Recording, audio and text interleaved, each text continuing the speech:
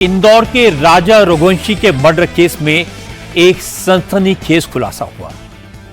Police का दावा है कि राजा की वाइफ ने अपनी हनीमून पर हत्यारों को हायर किया और हस्बैंड की हत्या करवाई। राजा की लाश मेघालय में मिली थी। पिछले 16 दिन से वाइफ सोनम लापता थी। मेघालय की पुलिस जिस सोनम की डेड बॉडी खोज रही थी, वो सोनम शिलांग से 1100 किलोमीटर दूर यूपी के गाजीपुर में मिली।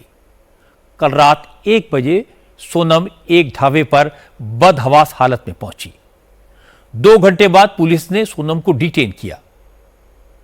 शादी के बाद हनीमून पर गए राजा रघुवंशी 23 मई को लापता हो गए थे। 2 जून को शिलांग के पास गहरी खाई में उनकी डेड बॉडी मिली। मेघालय पुलिस का दावा है कि राजा रघुवंशी की हत्या लव ट्रायंगल का नतीजा है।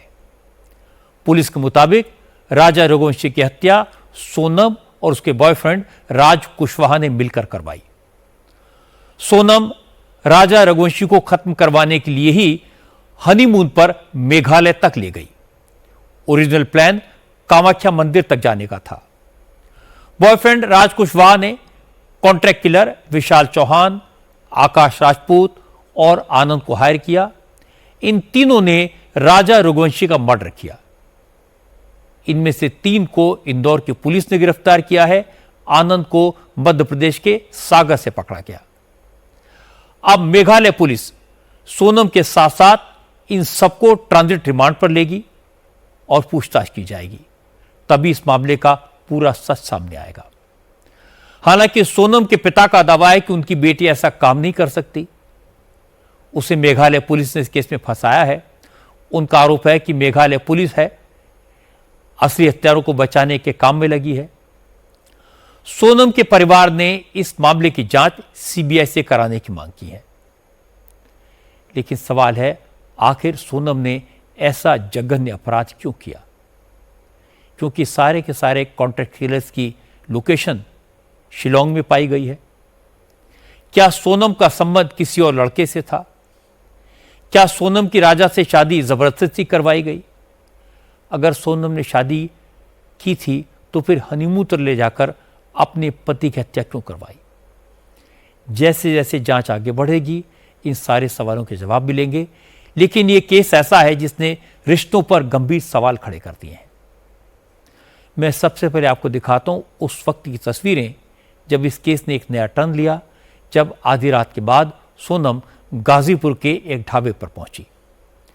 कल रात करीब 1 बजे बदमाश लड़की गाजीपुर के पास एक ढाबे पर आई। उसने मौजूद लोगों से फोन मांगा।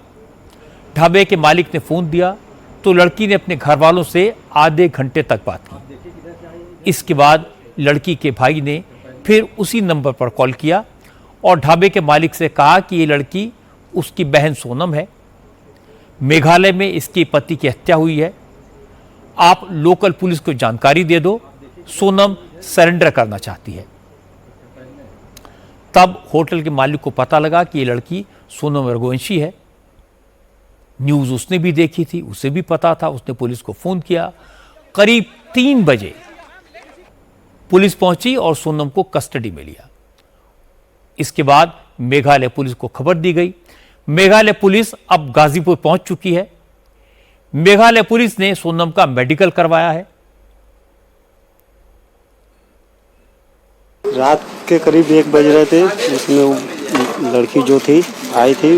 रात में हमारे भाई साहब थे, उन्हीं से जो कुछ हुआ, थोड़ी चेहरे से घबराई हुई भी थी। घबराने के बाद रो रही थी। रोने के बाद हम लोग पूछे क्या हुआ, कुछ बोल नहीं है, खाली रो रही थी। तो रोए तो बस हो गया भैया। रोने के बाद हम लोग थोड़ा उनको चाय और पिलाए, चाय पानी दिए, पानी भी पिए। फिर उसके बाद मोबाइल वो मांग रही थी।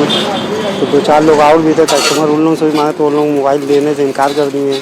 तो फिर हम लोग से बोली तो हम लोग शायद मोबाइल लिए। तब हमने कुछ रिश्तेदार या घर पर बात करते हुए फिर उसके बाद आधी घंटा बात करने के बाद फिर हम लोग भी बात किए हैं घर पर।